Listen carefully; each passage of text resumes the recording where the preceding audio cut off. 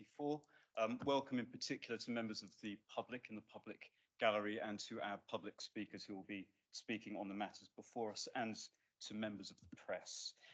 I'll start by introducing our officers. On my right, we have Mr. Ollie Bolter, who's the Strategic Manager for Planning and Infrastructure. Ms. Sarah Wilkinson, also on my right, who's the Planning Development Manager. Mr. Russell Chick, also a Planning Development Manager, and Mr. Stuart van Kullenberg, who is our Principal Planning Officer.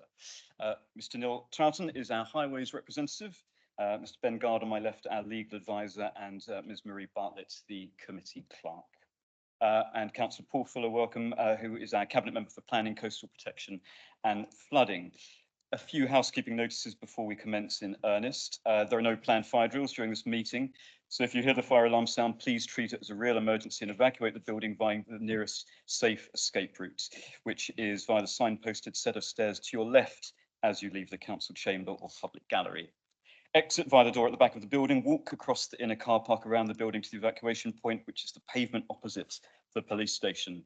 Lifts can't be used in the event of an emergency, and please don't re-enter the building until you're advised it's safe to do so by a council member of staff.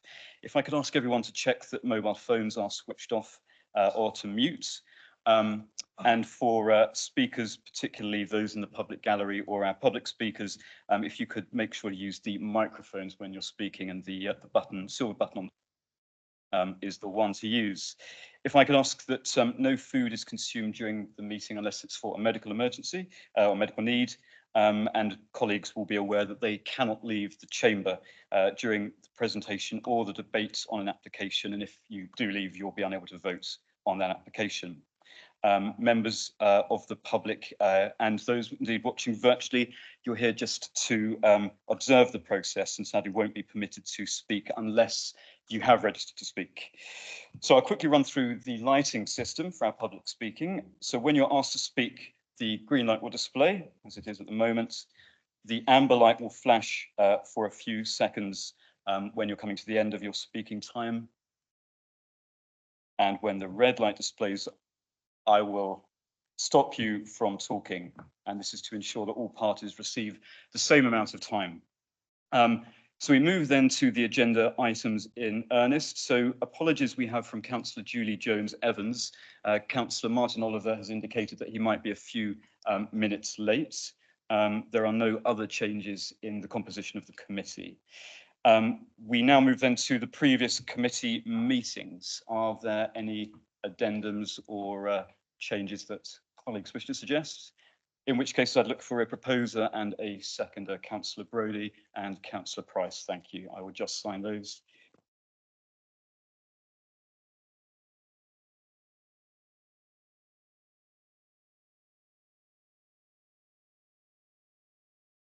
Splendid. We move then to declarations of interest. Are there any declarations? No. Excellent. We then go to agenda item 4, which is the public question time. No public questions have been received. So we move then to agenda item 5, which is the planning report. And our first item is reference 24/00226 full, which is Bluebell House Residential Care, Ventnor. And I pass now to Mr. van Kullenberg to present. Thank you. Thank you, Chairman.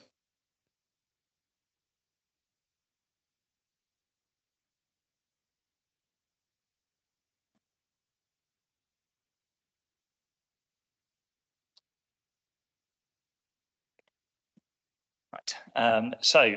This application relates to a detached property, formerly a pair of semi-detached properties located to the southern side of Mitchell Avenue. The application, for members' reference, is outlined. The application site is outlined in red, and it is approximately or within 100 metres of the junction of Mitchell Avenue with Spring Hill and St Boniface Road to the west and to the south. For members' reference, the settlement boundary for the small regeneration area generally follows the northern side of the road and the northern properties on that side of the road. As a reminder to councillors, there's 3 photos in this slide. The first photo is obviously the front, showing the parking area, the ramped access leading up to the front of the property. The second photo obviously taken looking downhill, and the third photograph looking back up the hill. The proposal is to change the use from a residential care home to a 22-bed HMO, house multiple occupancy. In terms of external changes, members will note that it's been indicated for putting bin storage to the front of the property relatively discreetly. Members will notice on site that's a relatively discreet area. And then obviously to the rear to put in some cycle storage. And again, members will note to the bottom of the slide, some indicated, and I say indicated as we've put a condition on, provision that would be made to the rear of the site for cycle storage. Again, we've got some photos from our members of the externals of the site. So the first one shows the rear garden area here, looking towards the raised deck, which is shown here with the railings, and the single story extension, which again is shown here in the photograph. Second photograph is taken from the raised deck, looking towards the back of the property. Again, the raised deck located here in the site. And then the third and fourth photographs are generally looking at the side access. So they're taken looking down the western side of the site. Externally, there are very minimal changes to the building. Again, I've just highlighted for members these reference that we're basically looking at a change of an existing door to a window, an existing window reinstating a door to mirror the other side of the property. And again, that would be a recessed entrance. And there are planning conditions, again, recommended to control the finer detail of those alterations to ensure as sympathetically as possible they will mirror the other side of the property.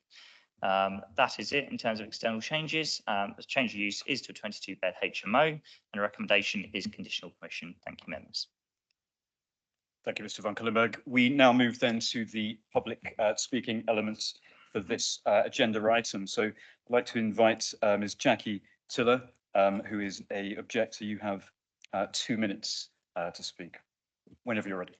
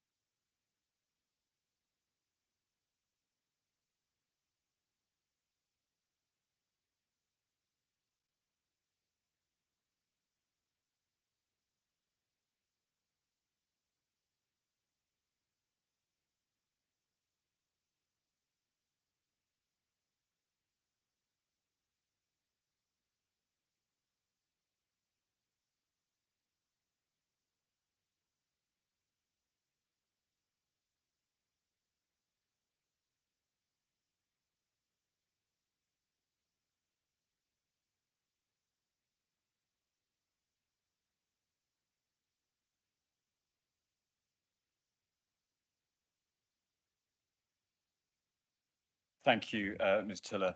We move then to Ms. Pippa McMillan. Ms. McMillan, you have 2 minutes. Thank you.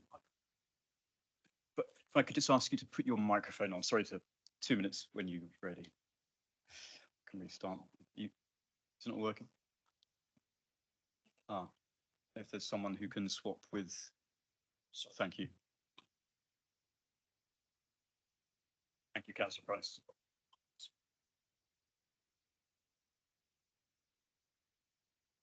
Sorry, good start, sorry.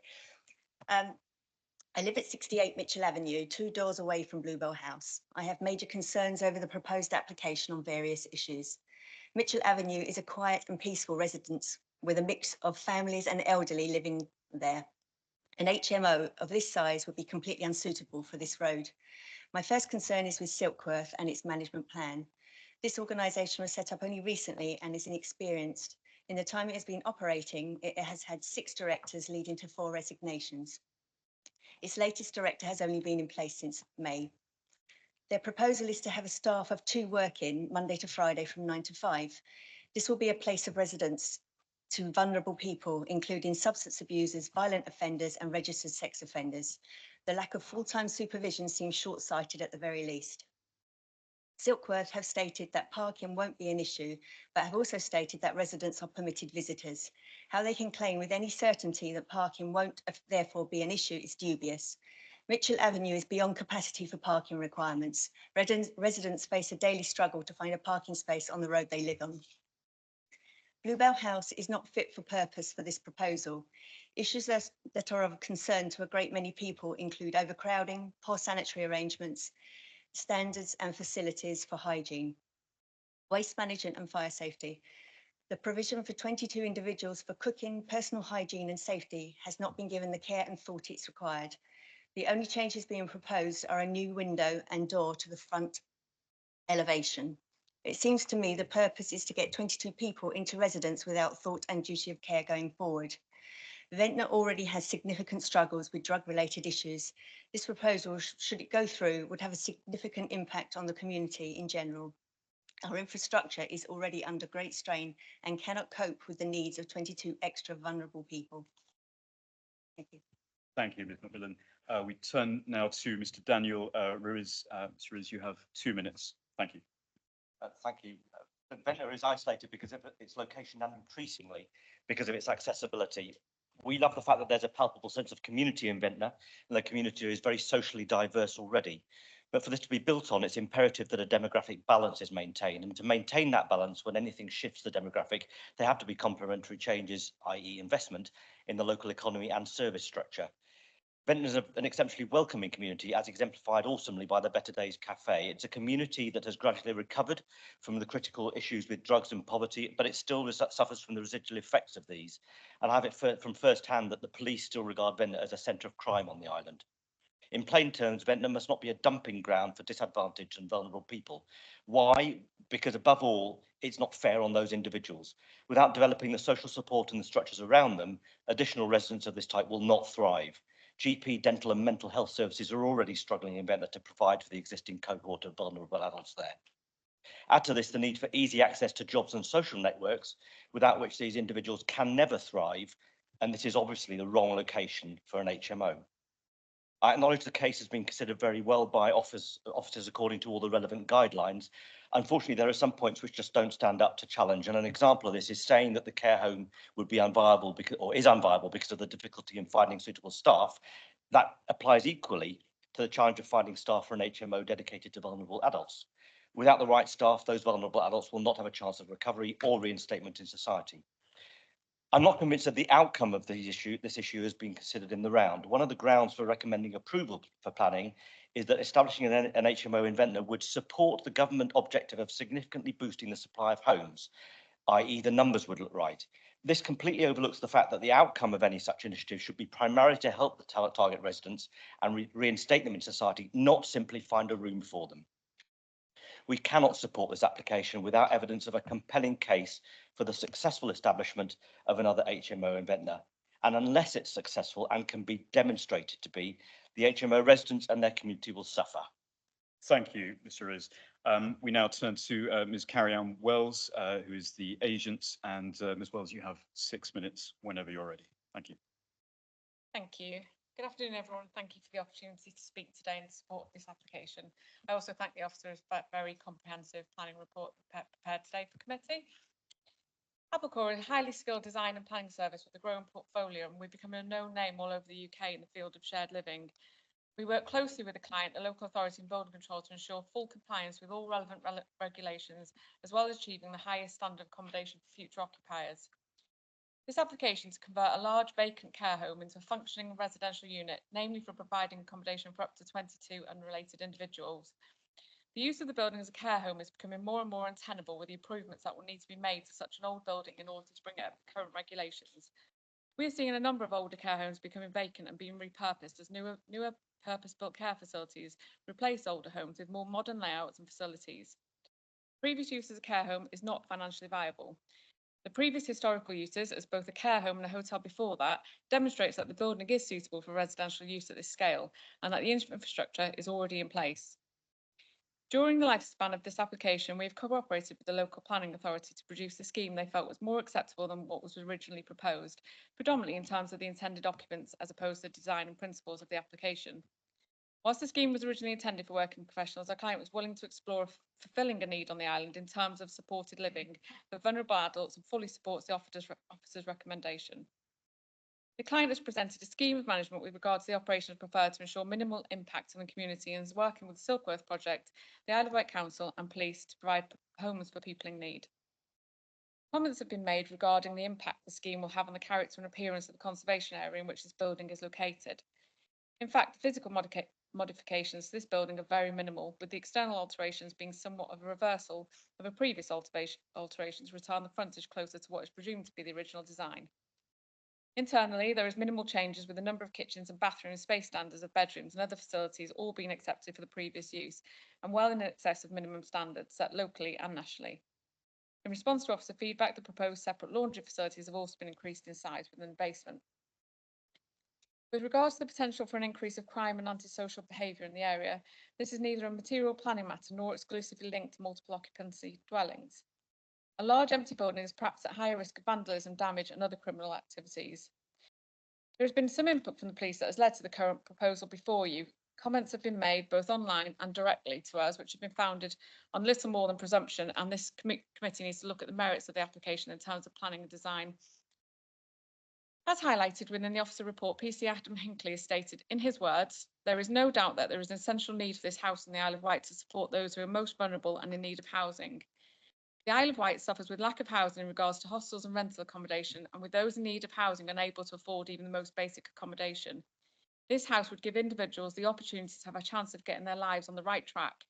We are passionate in that if a person has a roof over their heads, everything else falls into place. In regard to how the house will benefit the community, it's simple. If we can give people accommodation, then they are not on the street committing crime to survive. Strong words from local officer Adam Hinckley. This again provides external support in favour of this application and the need it will fulfil on the island. A number of objections have been made in regards to this application. As I said previously, non-relevant planning considerations.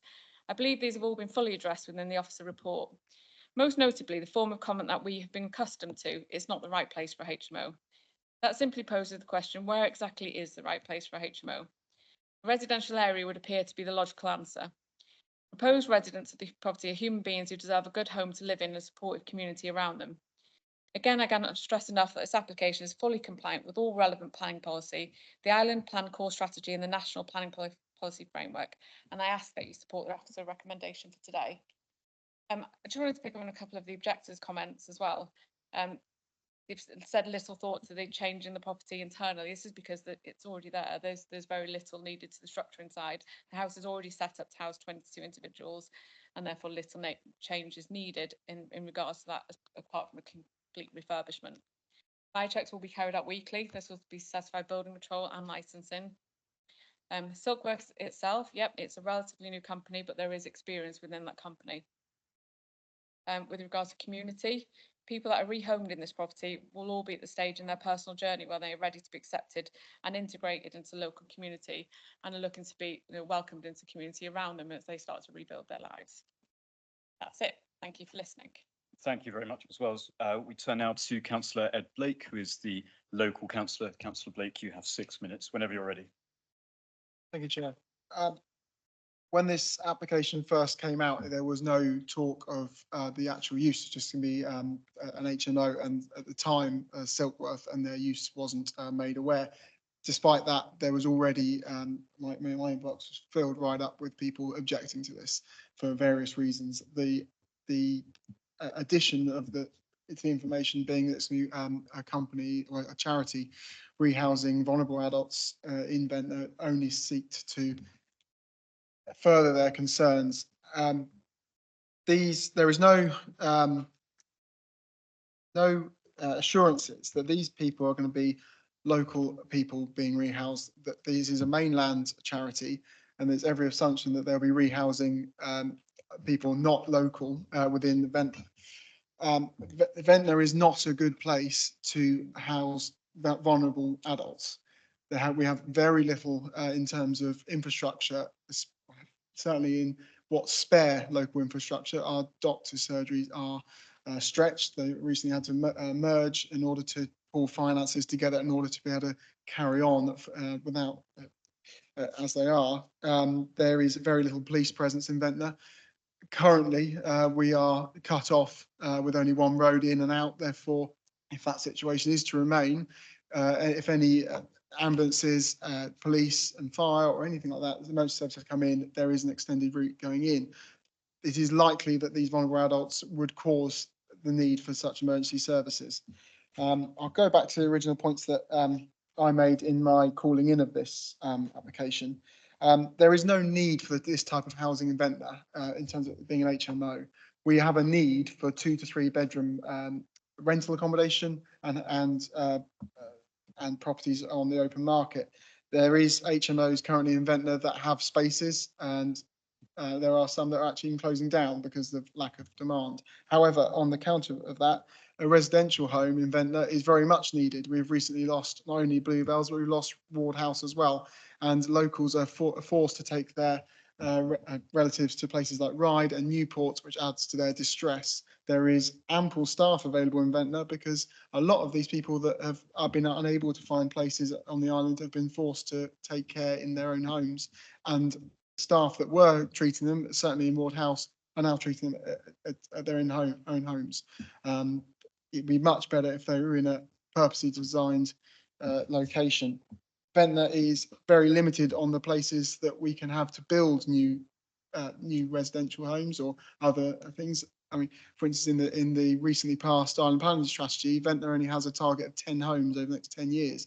I would be pushed to find 10 spaces in Ventnor that you could build a house, particularly recently. So, you know, we need to make use of the infrastructure we already have, and repurposing that, if it's not necessary, is quite frankly counterproductive.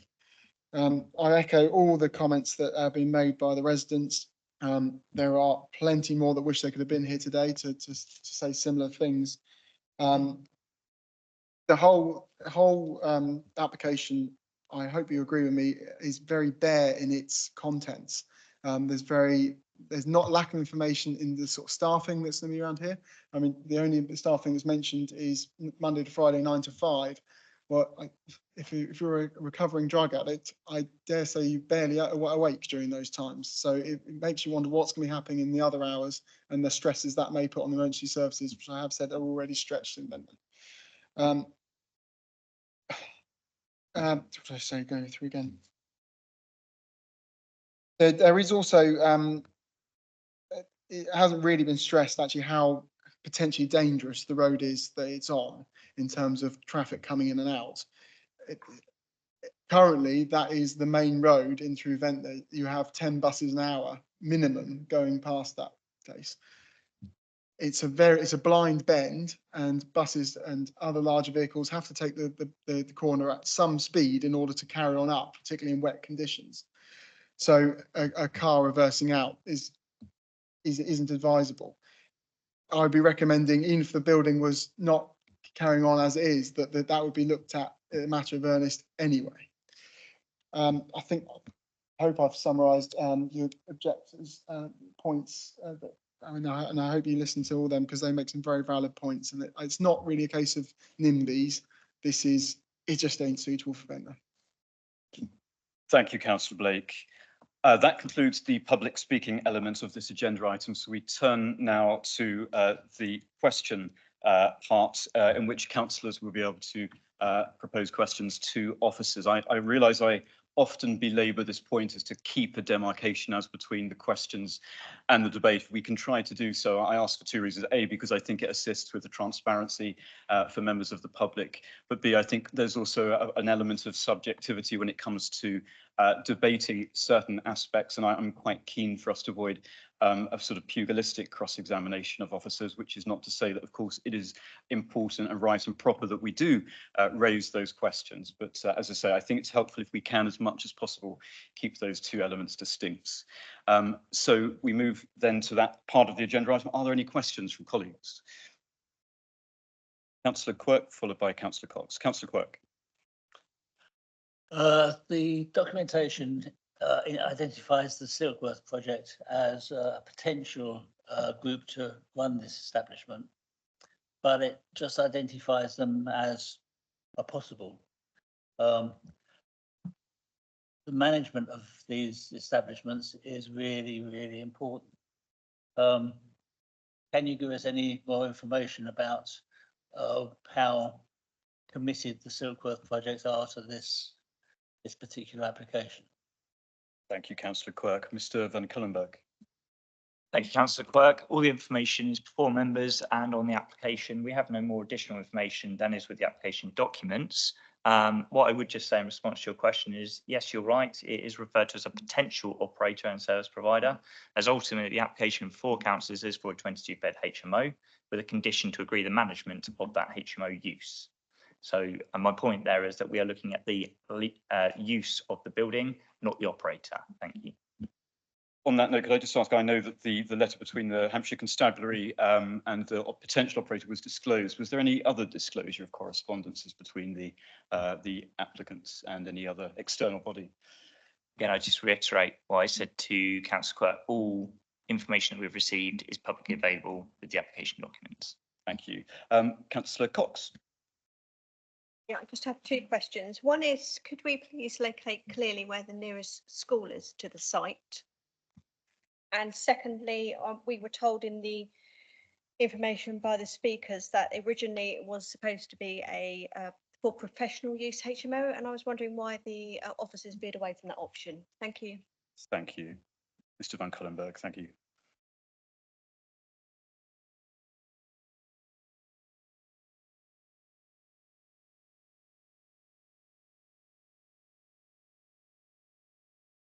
We're just having a few technical difficulties for those who are observing at home. We will bear with you. Thank you, Chairman. I'm just getting up some information to do with the local schools in the area, so if you could just bear with me a minute. Councillor Churchman, if you'd like to ask your question, and we while Mr. Van Cullenberg is working. Thank you. Yes, I'm unclear from the response. Will there be a resident manager in this building? I get the impression there isn't, but please, could I have confirmation, yes or no? And can I also ask, did Island Roads at any point, have they ever done a traffic survey on that particular road? Thank you. Thank you, Councillor Churchman.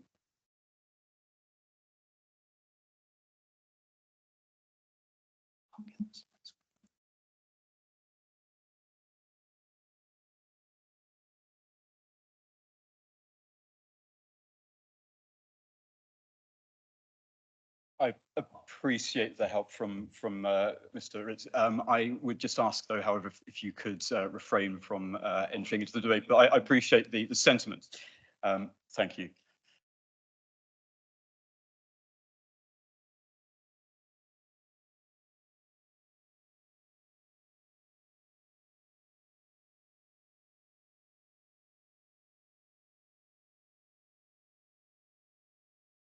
Councillor Spink, I will turn to you. I will. I'm conscious of not overloading officers with too many questions, but if I, thank you.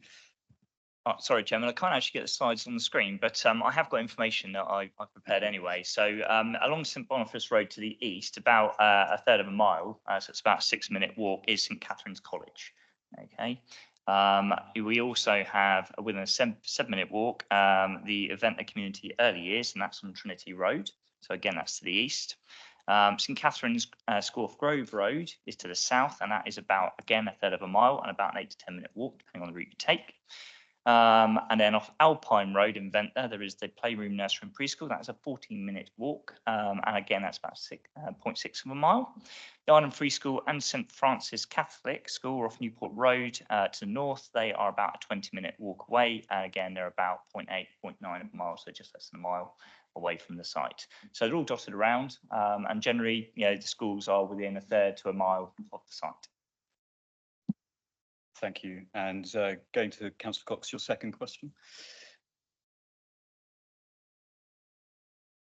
You mind So- repeating? Yeah, sorry. Okay. So yes, originally the application was put in for just a HMO. Obviously, we were considering the loss of the care home. The report does discuss policy DM5. So DM5 is about maintaining specialist accommodation. So in liaison with adult social care, there was an objection that officers and adult social care had to the loss of it for a generalised HMO use. The officer recommendation is based currently on the use fulfilling a specialist need. So the report talks about the fact that whilst we may be losing the care home, we are retaining the HMO for a specialist need that is to be met locally and on the island. Thank you very much. So to return to Councillor Churchman's question regarding a resident manager and the nature and status of that operation, and indeed I think the second question was around Island Roads. Thank you. Thank you. So with respect to Island Roads question, I'm not aware of any surveys. Certainly nothing's been submitted, and I've no information before me in terms of the surveys that have been carried out on the road. In terms of the question about resident manager, the information that we've been provided with, again, it's an example, but a management talks about 2 staff on site 9 till 5, with there being on-call 24/7, with ad hocs checking up on residents throughout the day on an ad hoc basis. That's the information that we have. But again, we have a condition to agree a management plan, so that information could change depending on who comes forward to operate the use. Thank you. Councillor Spink, please. Just, excuse me, a couple of questions, if I may. Following on from Councillor Churchman's question about Island Roads and any surveys. Island Roads were asked, I think, to comment, but haven't done so. And I wondered if there was any information as to why that is. And in particular, one of the people who addressed us just now, the residents, expressed concern for people with learning difficulties and other disabilities on such a busy road, which from the site visit, I can agree, does have a somewhat blind corner. I would have thought we could be assisted or have been assisted by Island Roads, and I would like to know why we haven't been really. And I've got a couple more after that. Thank you, Councillor Spink. Mr. Van Cullenberg. Thank you, Chairman. Again, Councillor Spink, we didn't actually consult Island Roads, not a statutory consultee on this application.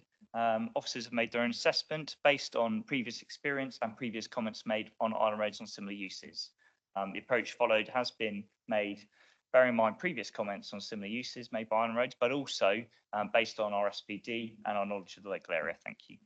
Thank you. I appreciate you may have had a supplementary, Councillor, but I will return to you. I'm keen for everyone to get a bite of the cherry. So we have Councillor Bacon followed by Councillor Price. Councillor Bacon. Thank you, Chair.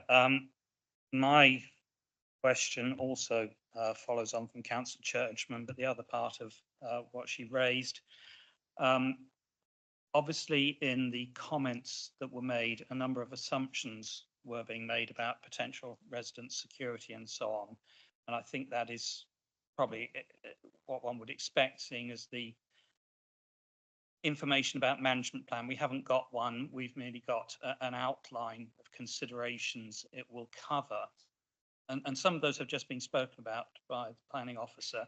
But I wonder if there is a better list of what is expected of the management plan in terms of standards, and also are there particularly any expectations in relation to on-call security, etc., for the nighttime period, when I suspect the concerns are greater than during the daytime?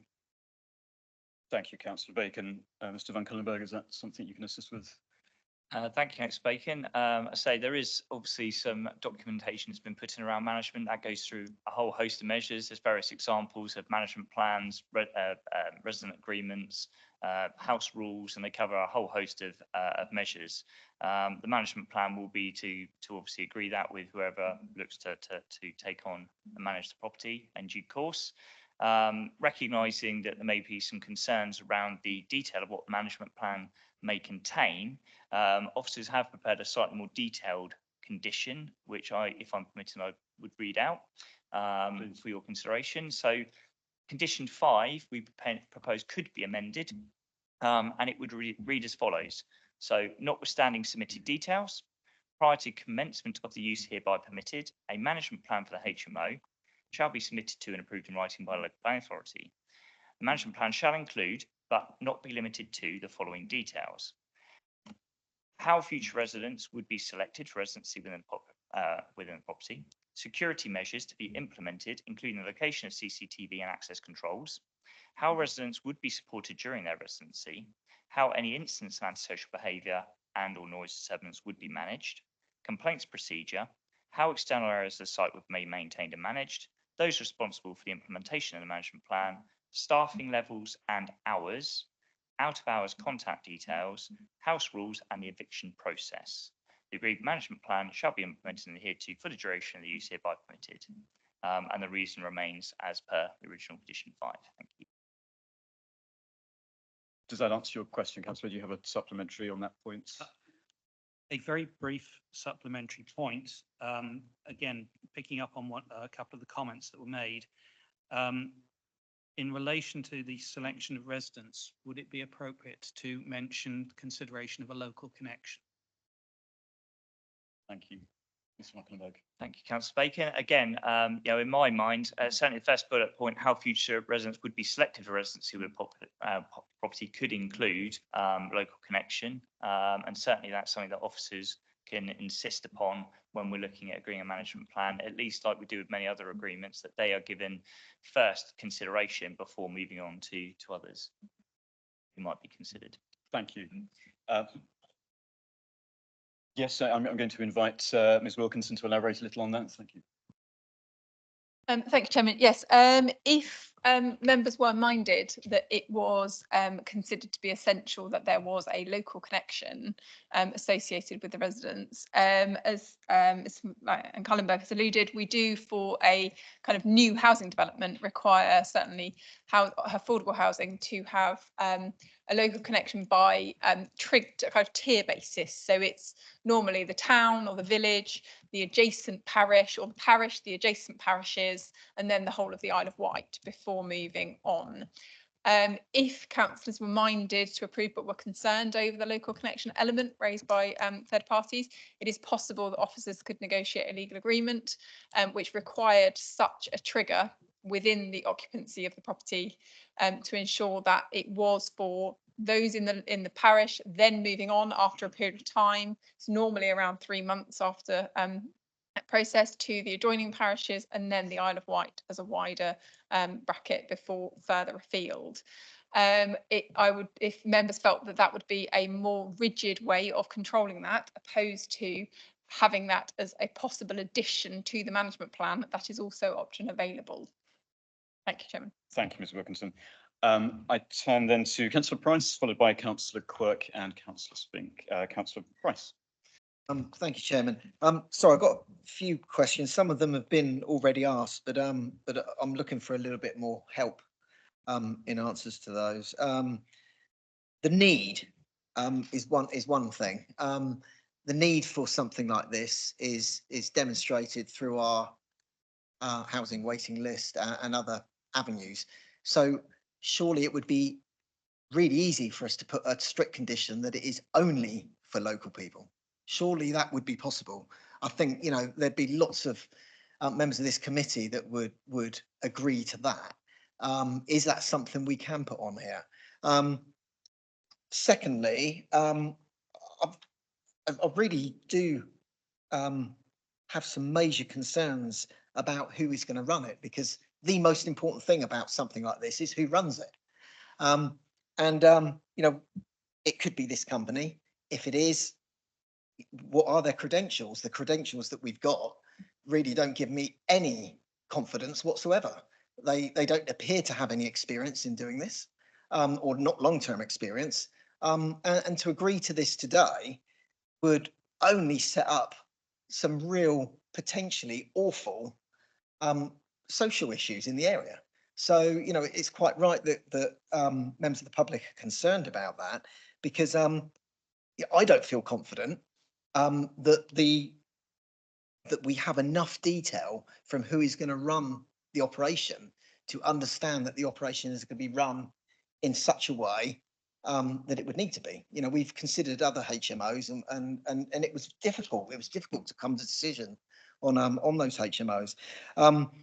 So the question there really is, you know, what confidence can we have in making a decision today based on such little information about who is actually going to run the operation? My other question is, again, going back to full supervision, you know, if it is for the many aspects of potential homelessness or people, you know, needing to move into this kind of property, why is full supervision of the property not an option? And could we condition that it is for maybe an 18-month period? And then if it's not required, the company can roll that back in a number of ways. The other question I wanted to ask is about the comments from the police. Can we confirm that there has been any comment from the local policing? Because I know that often plan applications of this sort attract a response from someone more centrally from the police, but has it come from local police? If not, can we seek that before any decision's made? Thank you. Thank you, Councillor Price. A few matters there. So Councillor Van Cullenberg, I should say, could you deal with those? Thank you. Thank you, Councillor Price. I'll probably go backwards if that's okay. So your last question about local police, the comment that was referred to in the report is a local police officer. So those comments that are basically the Silkworth project liaising with the local police. So yes, that is from local policing. In terms of full supervision being an option, well, it potentially is an option. I was just questioning that, the intent of this isn't kind of hostile kind of use. It's not meant to be intensive. There's a planning condition requiring a minimum 3-month term, and the reason for that is to avoid a situation of a more hostile use. And to effectively prevent that kind of more transitory emergency style accommodation. So this would be more for people that are deemed to be working towards or being in a position to live more independently. And so I would question, would you achieve that by having them supervised constantly and so intently? Or, this is meant to be an environment where you're encouraging people to live more independently. But obviously that's just something for councillors to consider. In terms of what confidence in the operator, well, again, I'd reiterate that planning deals with land use and not the operator. There is a management plan that would agree various measures, but also I think outside the planning system, there are a number of regulatory regimes and functions that would be around this. So you've got the HMO license. HMO licensing officer has confirmed that a mandatory HMO license will be required. That will deal with things like antisocial behaviour, regulating the landlord, regulating the amenities within the building. And again, we've heard many concerns about that. But again, that would be regulated through the HMO licence. And again, the council itself would support the operator in terms of who would be put into the building and considering whether or not they're ready to move into that accommodation. And again, we've seen comments from the police that they would also look to use it as a base and work with the local community and residents of the building, as well as the support staff. So again, this is something which planning is one part of the picture and the puzzle, but there are other regimes and support services that would be involved in the day-to-day operation support of that facility. Thank you. Thank you. I'm conscious you might have a supplementary, Councillor Price. I'm going to ensure that everybody does have a fair promulgation of their questions, and then I'll return to you. So we have Councillors Quirk, followed by Councillor Spink and Councillor Brodie. Councillor Quirk. I understand the site was previously a care home and therefore you've got to tick some boxes in terms of the adult social care aspect of the proposed use. But the proposed use is very vague because it talks about special needs, special requirements, but it also talks about a charity who are specifically an addiction charity. Can we get some clarification as to what they are actually seeking? Because if it's not tied to the charity that's they're suggesting might provide the service, are we looking at people with special needs? Are we looking at people with physical special needs? Are we looking at people with addiction problems? Are we looking at early intervention in addiction or late intervention of rehabilitation? There's a lot of questions around here that are just not adequately addressed. And I think they should be at the planning stage, not at the licensing stage, because licensing approaches give the license and then take it away when they break it. That doesn't really help with a big investment in something like this. You need to get it right in the first place. So planning is the right place to get it right. Thank you, Councillor Quirk. I don't know if you're able to assist. Oh, Ms Wilkinson, thank you. Thank you, Chairman. I'm going to come in on this point because I'm also going to pick up a question that Councillor Price raised that I don't think we've answered. That I think maybe I can do them both at the same time. So apologies, but thank you. In answer to your question, Councillor Quirk, as Stuart has reiterated a number of times, planning deals with the use of the land. Therefore, the application you are considering is for an HMO. That is it. The nature of the occupier is linked to the current proposed provider. That provider could change. It could change to any form of HMO, but ultimately what you're looking at is the land use class for an HMO. What we have done, because of the nature of the application and the provider that has submitted or been associated with the submission, is we have included a condition that requires a management plan to ensure that whomever occupies it, there is some control that we would have over the occupation of that property. But it is solely an HMO. It is not specifically an HMO for a particular type of resident. That is just officers have given some weight in the decision, in the recommendation, to the fact that adult social care have suggested that it being a specialist nature of accommodation, because of the information that's been submitted, weighs against the loss of the care home. So hopefully that answers that question. In terms of Councillor Price, you raised a question in terms of you consider the need can be demonstrated on the local lists and therefore could it be restricted to island residents only? It would have to be a legal agreement and we would have to demonstrate why. What I'm hearing is that that is linked to the infrastructure and the services associated with such a use and the potential needs for those residents, and the fact that actually it should be locals who potentially are already utilising those services. That is a reasonable justification in terms of social infrastructure and whatnot to require a legal agreement that it goes through the stages of Ventnor Parishes Isle of Wight. Officers would be somewhat concerned if it was solely related to Ventnor, purely just due to the general island need for such a facility. Thank you. Thank you, Ms Wilkinson. I turn now to Councillor Spink, then Councillor Brodie and Councillor Price. Councillor Spink. Thank you, Chair. I just wanted to ask about policy DM5 and the loss of a care home. My understanding is, and I'll be corrected if I'm wrong, that there's considerable concern at the moment about the shortage on the island of care homes. And what DM5 says, which is at paragraph 7.14 of your report, your helpful report, is that DM5 seeks to protect existing specialist accommodation for older people, unless it can be demonstrated that there is insufficient demand and stroke or need. Well, I think we can say that there's certainly no lack of demand or need. So then the part which becomes relevant, I would suggest, is or alterations to and the loss of accommodation would result in an overall improvement of provision that will meet the needs of the whole community. difficult to some extent to know what that drafting means. Perhaps you can help us with what it means and whether or not conversion of this to an HMO is really meeting the needs of the whole community and is more valuable, as it were, than care homes for the elderly.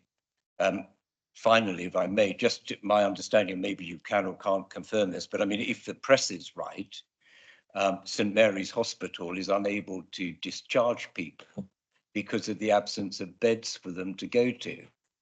And another care home, I think this point was raised last night at the what I call the Policy Scrutiny Health Committee.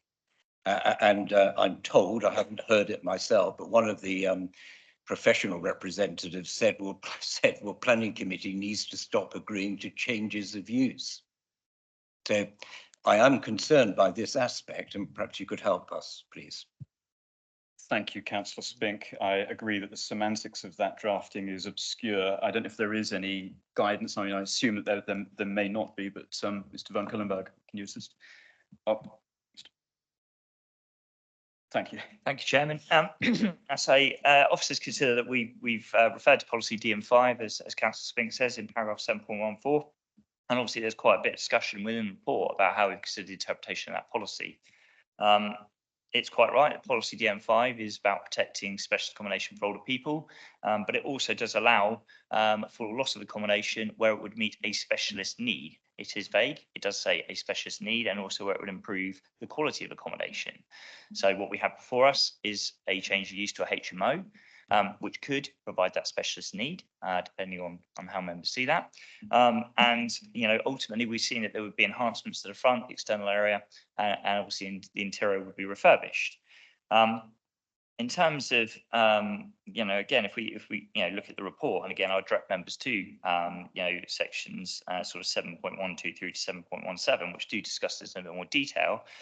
Because obviously we have taken into consideration the fact that this building is in poor condition. It hasn't had a lot of investment in terms of its condition. There is reference to adult social care and their comments that a nearby care home has recently closed because of financial issues. The owners themselves have provided a statement that says that they took this on in receivership and have continued to run it. And they have themselves, again, like many people that run hotels on the island, they've run it as a family business. They've taken on most of the work themselves, and you know, it seems to be fair that they have maintained its viability because they've done that. They've been struggling resources, and from what they tell us, and whilst adult social care has said that there may be a improvement to staffing, ultimately this care home closed in November 2022. It's been marketed, and the only interest that has been received to date is from the applicant. So I may have gone a bit further on detail, but I hope that's provided a bit of clarity and information for Councillor Spink. Thank you. That's much appreciated. We turn then to Councillor Brodie. Councillor Brodie. Thank you, Chair. A couple of issues regarding the issue of who would actually live here, which has been raised by objectors, by Councillor Blake and a number of members of the committee. I think the key thing here is not worrying about the fact that maybe people from elsewhere than Vendor or the Isle of Wight may live here. I think it's about restricting it to the Isle of Wight, so as that I think Councillor Blair referred to the fact that people might be brought from the mainland, which I don't think we need to see that, given there's an absence of this sort of accommodation. That's just an observation. But my question, and I suspect Ms. Wilkinson might have answered, but I'm not absolutely sure. You know, she tries to confuse me a lot of the time, I'm sure. Is this Silkworth project? They're not the applicants for this, yet they're sold to us as the benefit of this application. And in paragraph 7.5, early in the application, it states very clearly they're a potential service provider. Information provided states that they are a not-for-profit organisation that provides support and accommodation for vulnerable people with complex needs that may or may not have arisen from trauma and or substance misuse, etc., etc., etc. Of course, there's no guarantee it's going to be them, but is it possible that we can provide a condition that if this is approved as an HMO, it can only be managed by that sort of organisation. Because I think that's imperative. And I say this as somebody who doesn't have an HMO in his ward, but as people are aware, I have a homeless shelter in my ward, which is managed by a not-for-profit organisation. And there have been problems with that. And I have to say, if it was run by the private sector, it would never have happened. I would never have allowed it. It is important that somebody who knows what they're doing is actually managing this place if it's to be proved. So can we have that as a condition or not? Thank you, Chair. Thank you, Councillor Brodie. Ms Wilkinson, if you're able to address that issue. I think certainly I have concerns about, and I think others do as well, how that would be conditioned given the nature of what is material planning, but I think it would be very helpful to know what the options are. Thank you.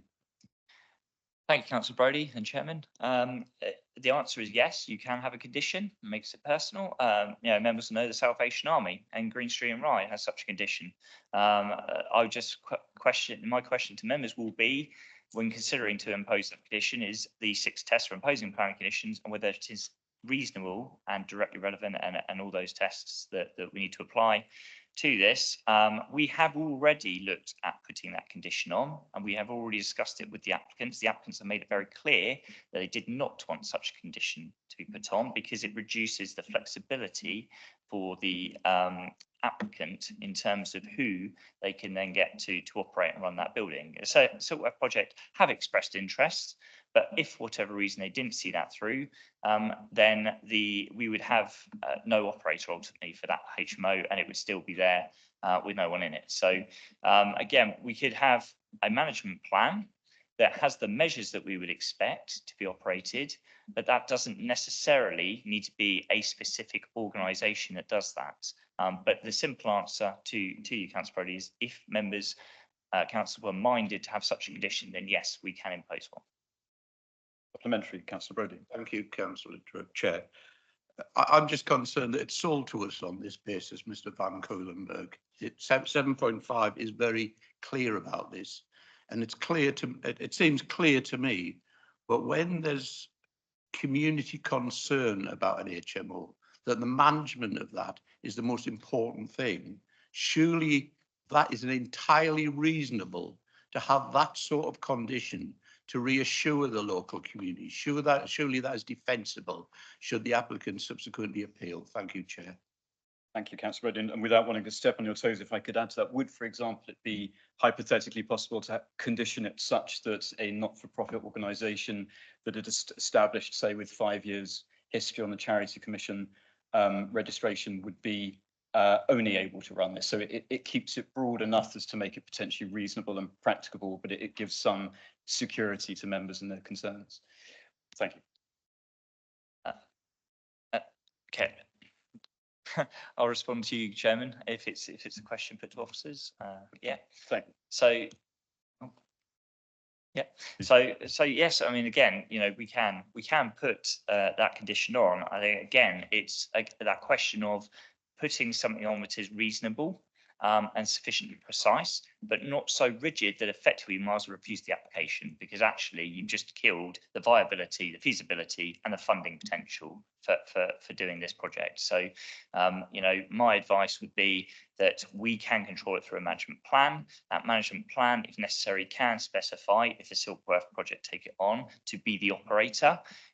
If for whatever reason that changes later, then they can apply to vary the management plan, and the person that is responsible for managing and implementing that use and that plan. Thank you very much. Councillor Critchison.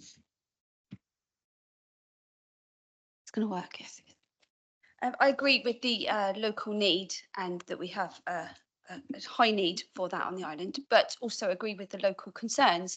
So I think, is there a way we can put in the conditions about Friday and Saturday evening, more supervision, maybe management on those sort of weekend times when perhaps there would be more need for that? Is that something that we can add into it? I know we have spoken about that on applications in the past. So, Thank you. Thank you, councillor Richardson. Thank you, councillor. Yes, again, members can alter the wording as they see fit. Again, if you deemed that you wanted to see staffing on Friday and Saturday evenings during certain times, then you could specify that within the condition. Again, it's that balance between being so prescriptive in the condition itself that we're very much tied to things. But if it's something that councillors feel they absolutely want to prescribe, then yes, you could do that. But again, the condition, the way it is worded, is to allow flexibility, really, in terms of understanding what the use, who will be in there and what the level of support might be. Whereas at the moment, like councillors have said, we don't necessarily know the precise nature of the occupants. So how do we know the precise level of support they need without necessarily talking with our colleagues in housing or talking to the final operator and the people, agreeing the way residents will be selected ultimately as part of the management plan. Thank you, Mr. van Cullenberg. We have now councillor Andre. I don't know if I did see your hand go up or not. No. Well, if you have a question, then please. Then we have councillor Bacon, followed by councillor Spink. Councillor Andre.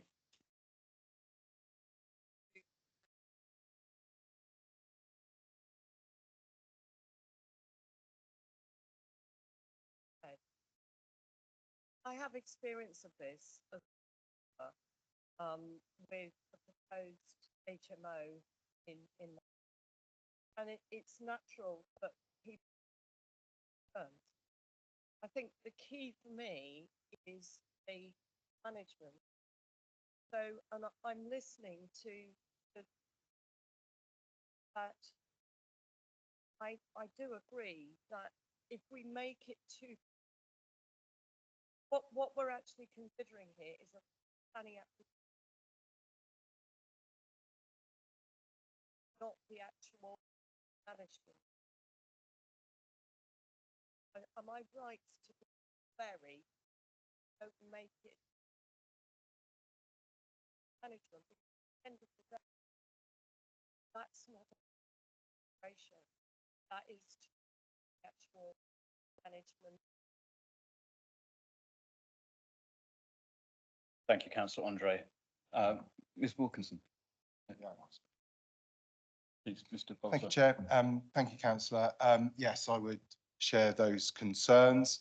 That said, obviously there have been a range of concerns expressed as part of the question across the chamber. So I think what officers are taking away and thinking about at the moment is how to address those concerns through a land use planning and policy appropriate way.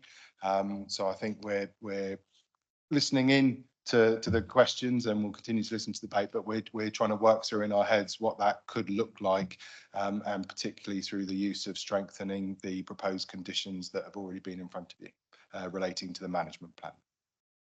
Thank you, Mr. Bolger. I'm conscious that we are still on the question aspect of this agenda item and do wish to move things as much as I can along with a certain alacrity, but without wishing to rush members. We have councillor Bacon, followed by councillor Spink and then councillor Churchman. Councillor Bacon.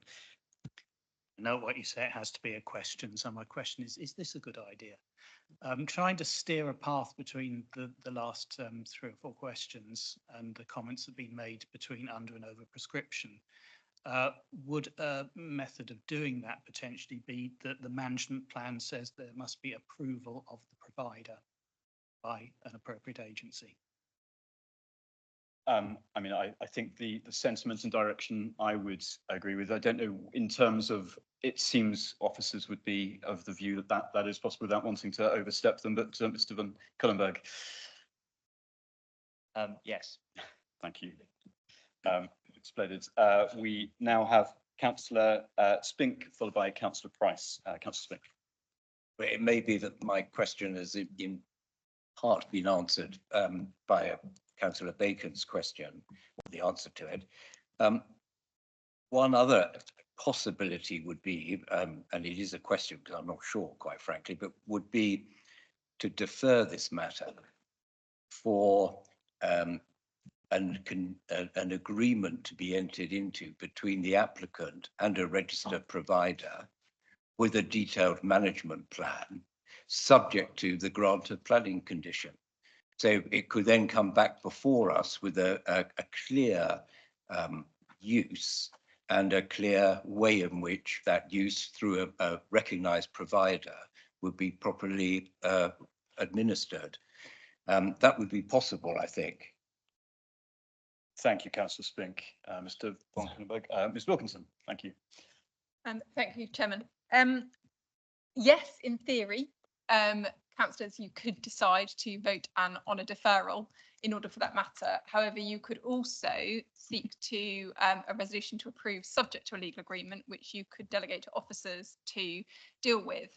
I think we have, Stuart has read out a list of a slightly amended condition 5, which covers within that the responsibilities for the implementation of those responsible for the implementation of a management plan.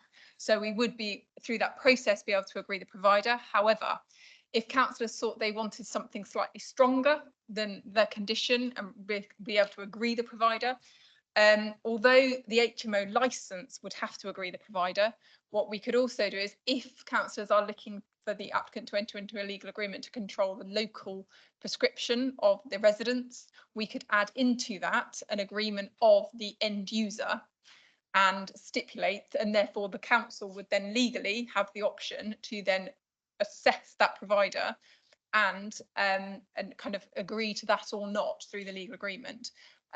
We're also satisfied that obviously we've heard what you've said, the applicants here have heard what you've said. So it may be that if when the information comes in association with that legal agreement, we consider it doesn't fall within what they said, we could bring the agreement of that information back to committee at the discussion of the chair, I would suggest, in terms of the acceptability of what's been submitted and whether it complies with what councillors are seeking. Okay, so that would be a matter within my discretion as to bring that to committee for us to assess whether we think it meets the criteria. Okay, thank you. Councillor Price, followed by Councillor Churchman. Councillor Price, thank you. Ms Wilkinson might have just sort of alluded to what a way I was thinking on this is that, you know, could we essentially approve or look to make a decision on the change to a HMO, but with a condition that the management plan comes back before the committee for determination, because I'm not against HMOs per se, because in my early time on this committee, I attended a site visit to a proposed HMO, which is in another town. It's not in Newport, but I know who operates that HMO. I know someone that lives in that HMO. It isn't for the use that this is intended for, but it is a house of multiple occupancy, and it works brilliantly, and it houses, I think, 17 people. And for some of those people that live there, it's a stepping stone to getting back into, you know, a bigger property or with a partner or whatever. But it also fitted the bill for you know, maybe some young people that need to move out of home and have no way of doing it in the normal rental market. So if it was that use of a HMO, I think most of us would be probably already moving to the vote, but it's not. It's a HMO that comes with potentially a lot of baggage and a lot of stuff that we need to understand what control measures are going to be in place. So question one is, could we take a split decision on that? Could we make a decision on the HMO and then make a decision on the management plan once we know the detail later on? Something that it was mentioned, DM5, and also Councillor Spink's comments about the loss of accommodation for older people. Could we condition this HMO to an age group? Could it be over 60s, for instance? You know, if there's a need for this type of accommodation for over 60s, could we not condition it to that? Would it not make sense to do that? Then we're still fulfilling that need that the existing property has got approval for. And I just wanted to mention, it's more of a comment really, but because Councillor Andre mentioned about the management plan, but the management plan is part of the decision. It is a planning matter. It isn't the actual, you know, we're making a decision on HMO, but a dovetail of that is the management plan. So it is absolutely 100% part of this application. So we have to consider that when we make our final decision. Thank you. Thank you, councillor Price. Ms Wilkinson, are you able to speak to those points? Yes, thank you, Chairman. It's a challenging one in terms of, I think councillors would have to be aware that if they were granting consent this evening, subject to a condition or a legal agreement for a management plan, they would be granting consent. So there is an acceptance that the use is acceptable. I think what we can do, if councillors were minded to support that approach to a resolution to approve, is that we currently have a condition for a management plan.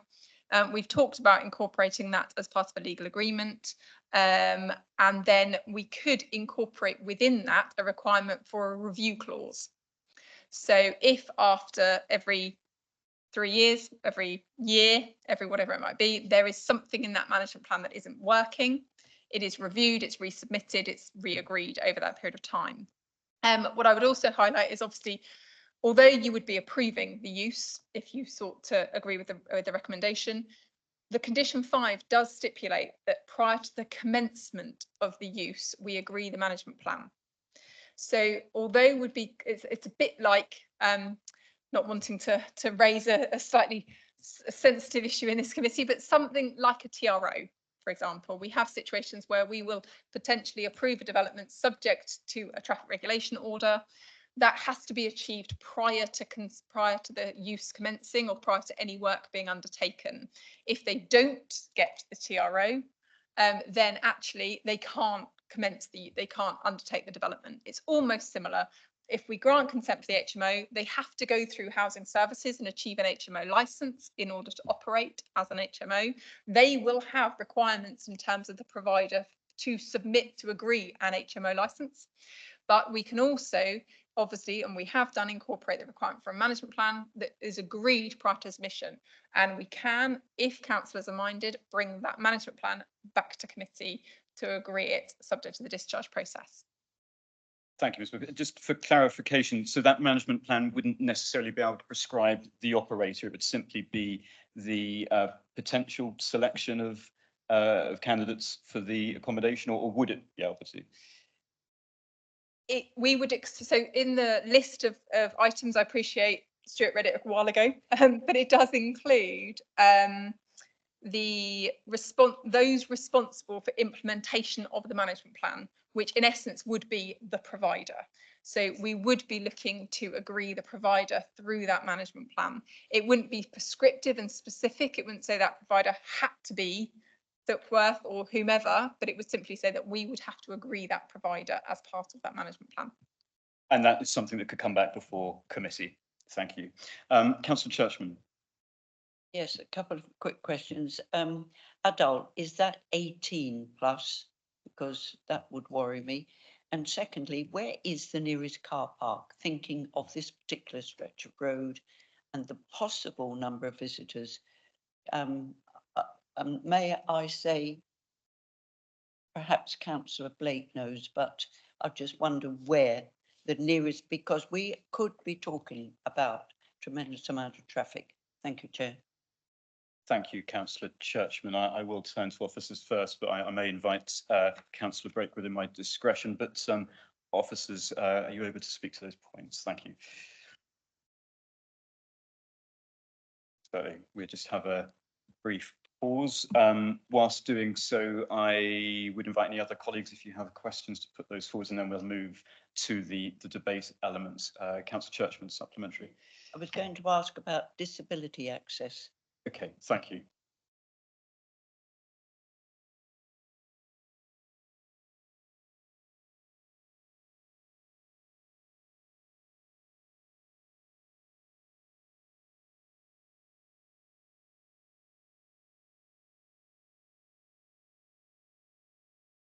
I think given that time is of the essence, I don't see any reason why we don't open now the chamber, as it were, to the debate part of this agenda item whilst officers are collecting that information. I don't think it will materially distinguish the outcome of that. So I don't know if there is anyone who wishes to speak first. There's clearly a number of options with regards to conditioning and or indeed having a management operation plan, which would come back before committee, and which would be at the chairman's discretion. I think it's probably safe for me to indicate that I would be minded to allow that to be the case were it put before me, and certainly I think, notwithstanding the fact it's down to the discretion of the chair, whoever the chair is at the time, would certainly be alive to what the committee, what colleagues says. On that note, is there a Councillor Price? Yeah, it was mentioned earlier about the suggestion that was made to link the use of this to local people only. I certainly wasn't looking to limit it to Ventnor alone. I would say the 3 tiers that only go as far as the Solent is what we should be looking at. If we've got a need for this, then we need to make sure that need is fulfilled only on the basis of people that need that facility on the Isle of Wight. So but it should go through those 3 tiers to get to that point. And is that something we can definitely condition even at the HMO decision stage? Thank you, Councillor Price. Councillor Brodie. Yes, Chair. I'm just a little concerned, really, that we're kicking into the long grass the most important element of this, which is the management plan. And I'm not really keen on kicking into the long grass indeterminately. When will it come back, etc., etc. We will have approved it quite potentially without knowing precisely what it is. I still prefer either the sort of condition I was talking about or the one that Councillor Bacon elegantly summarised in terms of an amendment to the management plan. Can I just make a comment as well about this site? I think I'm correct in saying, Mr. Van Coilenberg, that this residential care home used to be known as Excelsior many years ago. Because, of course, I go about a long way in this council as an employee before I was ever a councillor. And I used to be involved in the inspection of residential and nursing care homes on the Isle of Wight. And Excelsior was always a home that I always thought was, how the hell did it ever get approved in this location? So to answer Councillor Spigg's point of view, there was a cabinet member that Councillor Bacon and Councillor Churchman will remember, who was my boss at that time, called Dawn Cousins, who always said a care home should be in a community and certainly not stuck up the side of a cliff face, which is essentially what Mitchell Avenue is. So I have absolutely no concerns at losing a care home on Mitchell Avenue, to be frank, because having visited at the weekend, because I couldn't make the official site visit and refresh myself, and having been in that building in the past, I always understood that this was the most inappropriate location for a care home. It would be good to see this used as an HMO with, and I stress this absolutely, an appropriate management plan. I believe we can condition that today. I don't think we need to bring it back. And without that, I will vote against this. Thank you, Chair. Thank you, Councillor Brodie. I turn to Mr. Van Coilenberg in relation to the questions that Councillor Churchman raised, if you're able to speak to those points. Thank you. If I cover the car park point, because it's currently on my laptop, just because obviously I some IT issues, and then I'll pass on for the other questions. In terms of the nearest car park, so this is Mitchell Avenue where the application is. We're at this point. The nearest car park is Market Street here, and according to Google, that's a 1-minute walk. It's Google states it's a. It will be about 6-minute walk down to it. But thank you. Sorry, apologies. It'll be a 6-minute walk, 1-minute car journey. Apologies. In terms of the point regarding disability access that Councillor Churchman raised, are you able to speak to that?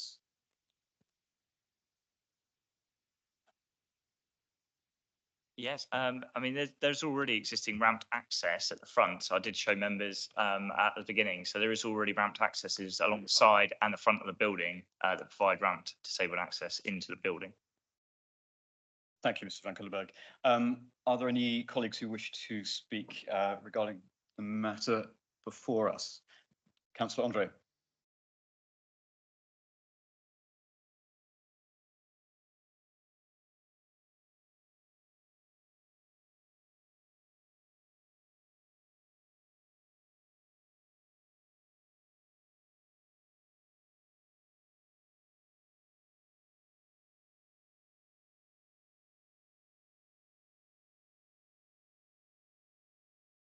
important.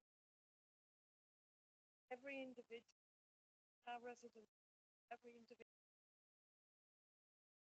place of us going to be a mix of that to me is and local connection. So, and it's whether or not whether they're stage 1 or 2. I think I'm right in thinking stage 2 already had some therapy. I know it says alcohol and tea.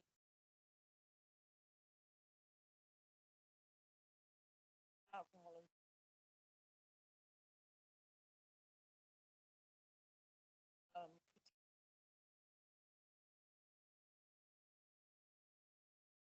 actual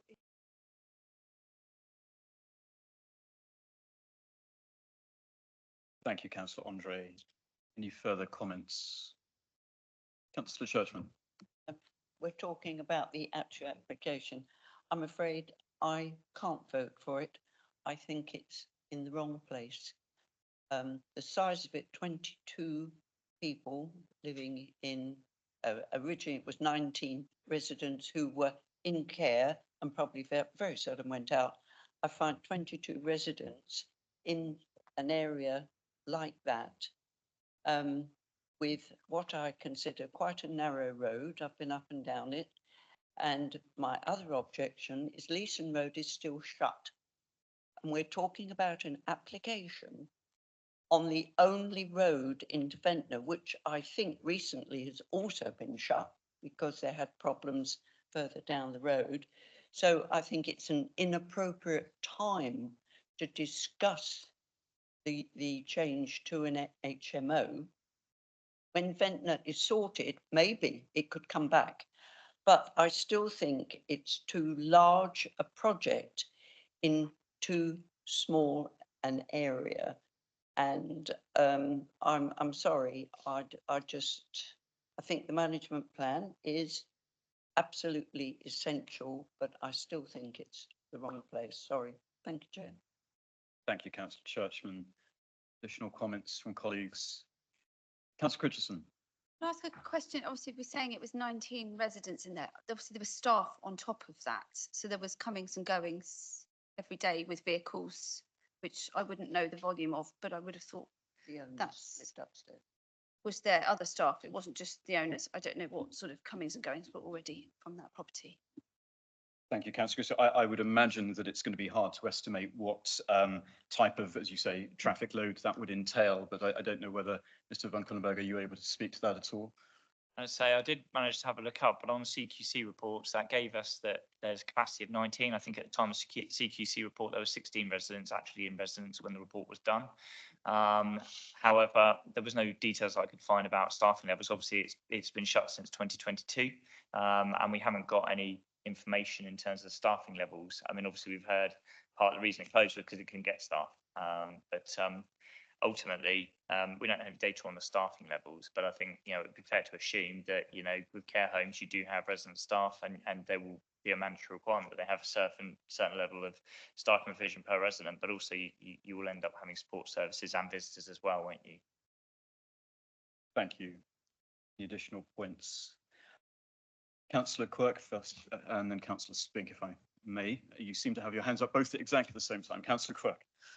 Just to reinforce what Councillor Brodie said, the core of this is the management plan. I am very concerned that it needs to be pretty tight, and without there being something determining that the facility has to be managed by appropriately qualified people with an appropriate element of input to ensure that the people are supported. I can't support this. Thank you, Councillor Quirk. Councillor Spink.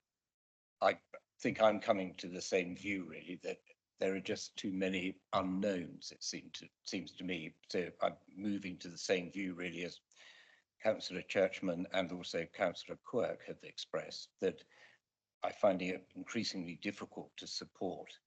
I don't think it's an ideal position for either a care home, I agree with Councillor Brodie on that, nor indeed arguably a house of multiple occupation.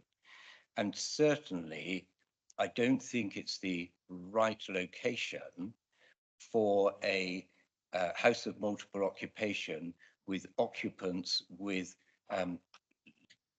learning difficulties, special needs, possibly drug addiction.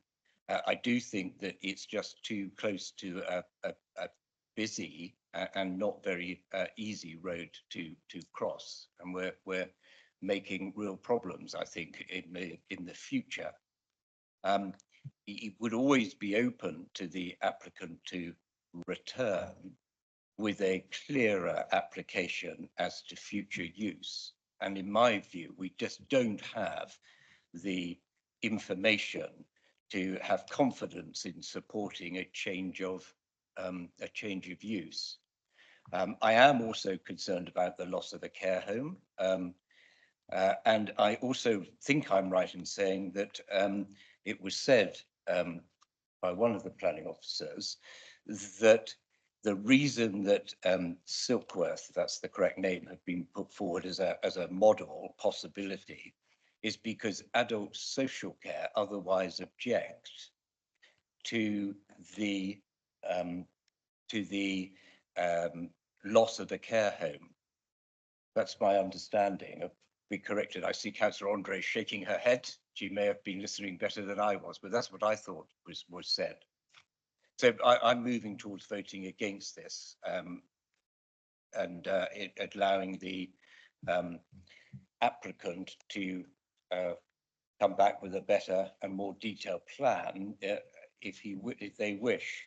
And I mean, I also have to say, may or may not be, I think it is a material planning condition. It's the company that's applying for this was incorporated in 2021. It's got one director, less than 10 employees, and I think I'm right in saying, where's my note, something like £894 in the bank. So whether they're really going to develop this into a care home, I don't know. But anyway, that's the applicant's credentials when I looked it up at Companies House. Thank you, Councillor Spink. I just will take advice on that. No, I'm sorry, I'm not going to allow that at this occasion. I think it's certainly within the remit of councillors to raise points of fact. Whether that is or is not true, I think is certainly within the discretion of individual decision makers. I appreciate it's a contentious point, but I'm very keen to keep the focus of this debate. Thank you. Councillor Andre, Councillor Brodie, I beg your pardon, followed by Councillor Andre. Thank you, Chair. I'd like to make a formal proposal, Chair. If people would like to listen to it, it would be helpful. I'd like to make a proposal. I mean, essentially, I want to support homes for people on the Isle of Wight. You know, that's my raison d'etre for most of the things that come before us, unless I see real objections to it. And I have no problem with a well-managed HMO. As I said, I do have one HMO when I think about it, and it's well managed by the private sector. But I do have a homeless shelter that is relatively well managed by the Salvation Army. It's not fantastic, but after the first couple of years of hell on earth, you know, in the local vicinity, it's settled down, and I think I've had one complaint this year so far. I do want to see this happen, but without an effective organisation running it along the lines that is outlined in 7.5, I have a major problem. I also agree with Councillor Price, and I think it's the 3-stage letting plans. It's Ventnor, neighbouring parishes to Ventnor, and then the Isle of Wight. I don't think we want a 4th stage, i.e. the rest of the UK or beyond. Can I formally propose, Chair, therefore, that we approve this application subject to it being managed by the sort of organisation outlined at 7.5. And I'm happy to have that amended by Councillor Bacon, who's far more elegant with words than I am. And secondly, with the appropriate lettings policy or whatever, however you wish to call it, in terms of who will live there, who they will go for. I think it's important that we have that vote, because I can vote for that.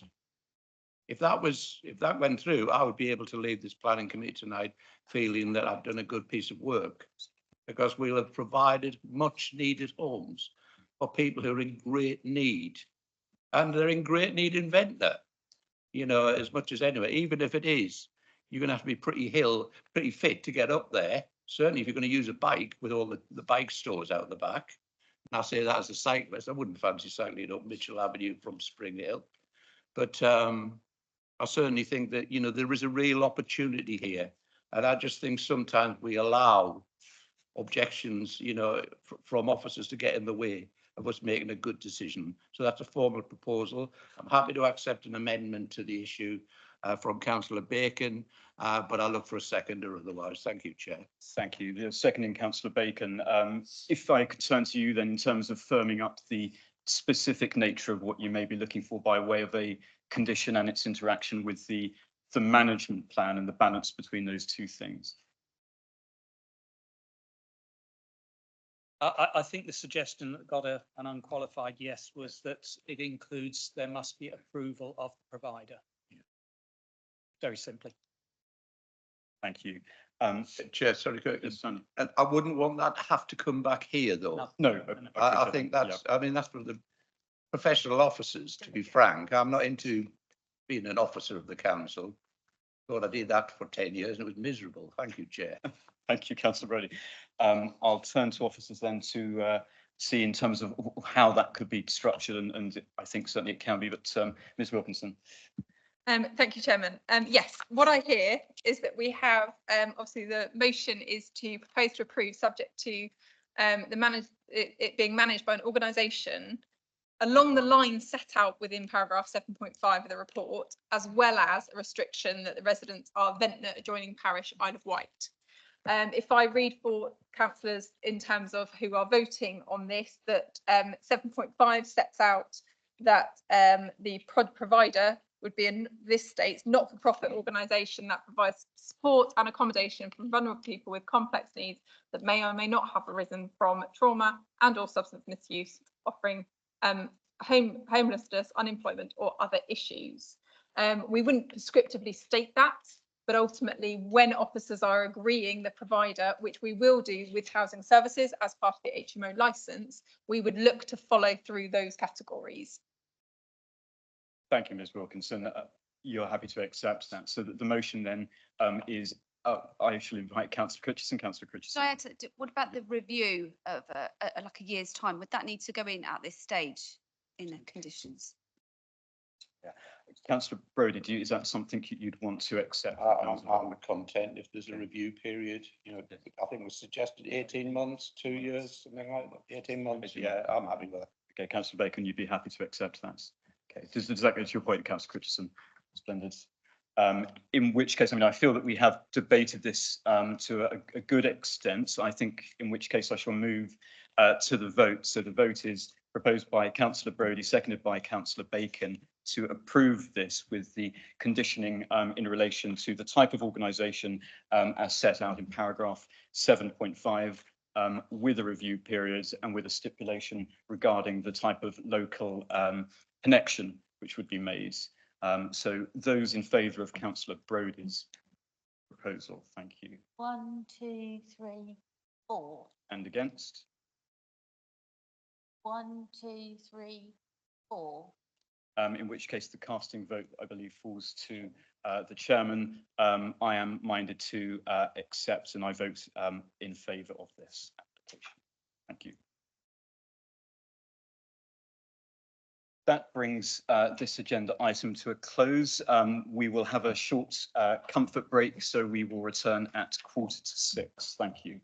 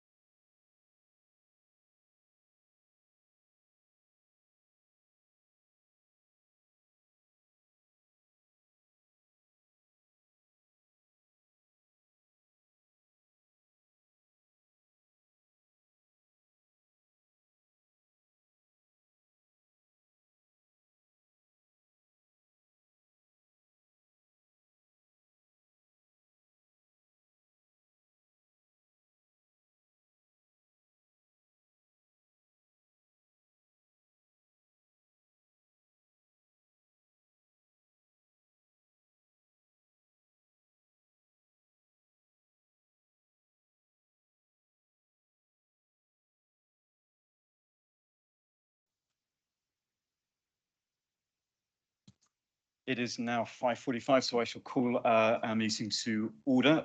We have before us now application reference 23/00122/RVC, which is the variation of condition 2 on a previous application in relation to Bryston Farm Study Centre of Hale Common.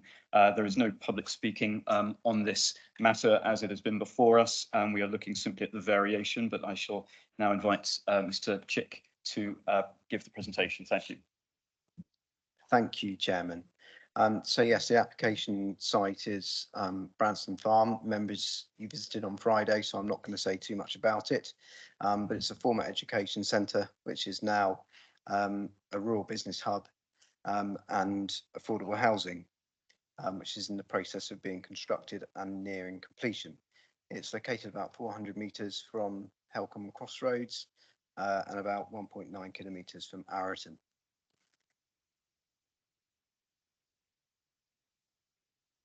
Right, so some very brief photographs of the site. So the photograph in the top left-hand corner is the site as it was being constructed, just to show the business park there and its relationship to the houses that were being constructed at the same time. And then some more contemporary photographs which show the business units as complete with the landscaping in. And so the bottom one is looking at the side of the site, which is most visible from Hale Common. And then a close-up photograph taken from the internal area of the site, looking across to the construction compound, which is behind me in this photograph in the bottom slide. So this is just a comparison of the approved layout and what is now proposed. So originally, the northern section, so I'll put on the red laser. This laptop is being very annoying.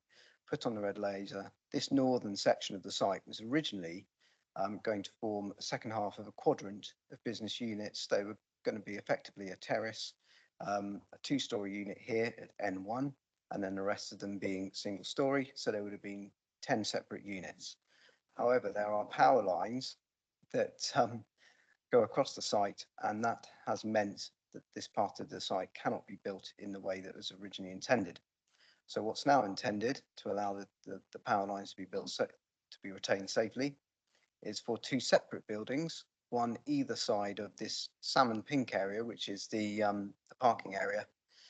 One slightly smaller two-storey unit on this side of the site with 4 business units within it, and then a slightly larger, also two-storey unit built on the other side of that parking area, and that would contain 6 business units, so the number of units would stay the same.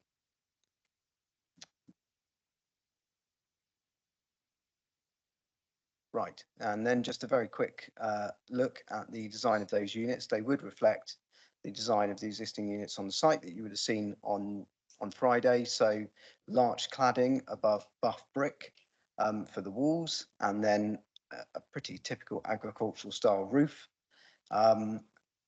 Both buildings have been designed to appear as threshing barns or a modern interpretation of them. So hence the sort of gabled central, quite large openings on some of the elevations, and then the narrow slot windows to try and pay heed to an agricultural building, given that this is a former farm. And then just some visuals of the site as approved. So this visual on the left-hand side, where the cursor is now, shows the as approved version. You can see the 2 large barns either side of the central access, and then this central parking area. And then this visual on the right-hand side of the slide shows how the larger of the 2 business units would appear on either side of that parking area. Those 2 units obviously facing one another, and therefore quite a similar design. So the application is recommended for conditional approval, Chairman. Thank you, Mr. Chick. By way of information for the public, we're joined now by Councillor Oliver, so that explains the numbers if anyone was wondering. We now move on then to the question part of this agenda item that there are no public speakers. Councillor Quirk. Since we've visited this site previously, we've approved the principle. They can't build what they wanted to do exactly, so they replaced it with something that's in the same style and absolutely sensible. I propose that we accept this without any further debate. you. Councillor Price, you're seconding this? Yeah, I definitely second that, assuming no other members have got any questions. And just to say, if there's ever something that we should be proud of, it is that development because it delivers so much. And it looks fantastic. I've driven in there many times just to have a look because, you know, I go back to some of the sites we've approved.